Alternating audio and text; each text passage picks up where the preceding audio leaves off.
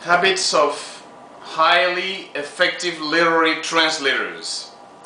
Literary translation is a highly exacting transaction requiring not only linguistic competency but also cultural literacy.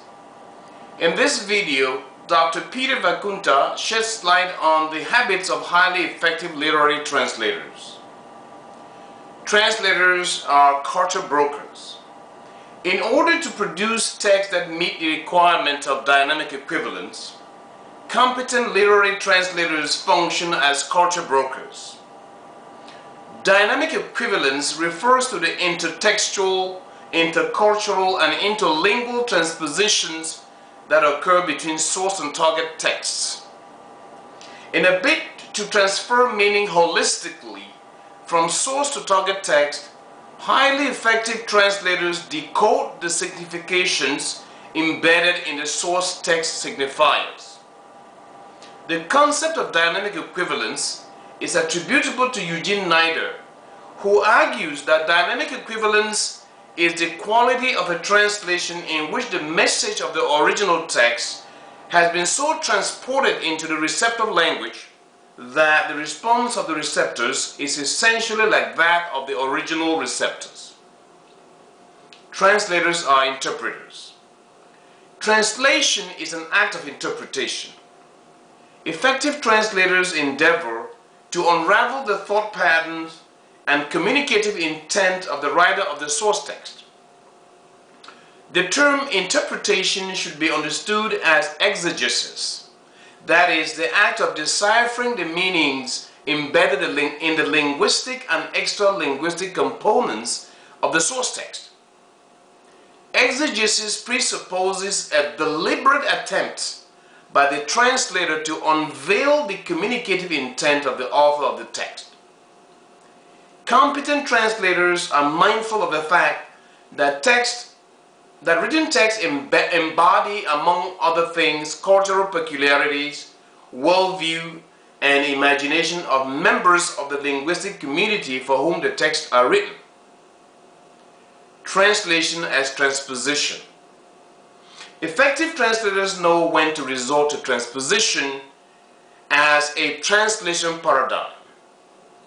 Transposition has to do with a change in grammatical category, namely nouns, verbs, adjectives, adverbs, prepositions, and more. For example, the French statement "Quelques jours après sa mort, la presse fit des révélations sur la vie privée du président" could be rendered in English as "a few days after he died, the press leaked out information on the president's private life." Notice that the possessive noun phrase "sa mort" has been translated as a verbal statement, "he died." To do a laudable job, literary translators are expected to be conversant with the structural differences that exist between source and target languages.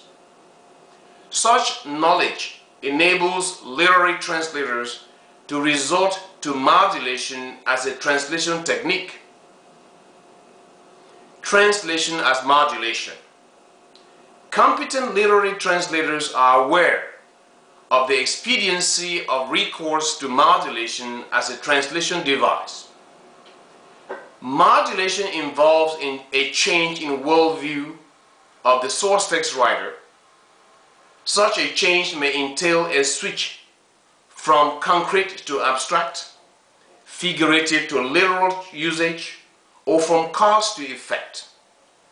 Examples include un bourreau de travail, which could be translated as a workaholic, un avant-projet, which could be rendered as a first draft, un coup de rattrapage, which could be translated as a remedial course, des heures de pointe, which could be rendered as rush hours.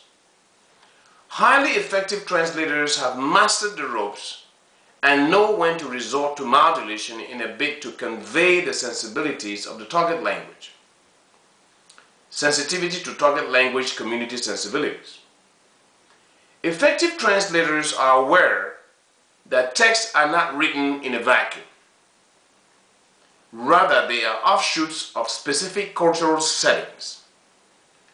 Seasoned translators know that if a message in the source text is at variance with the ideology of the target language culture, the translator has the latitude to tinker with the text so that the seemingly offensive passages are made to conform to the ideology and worldview of the receptive community.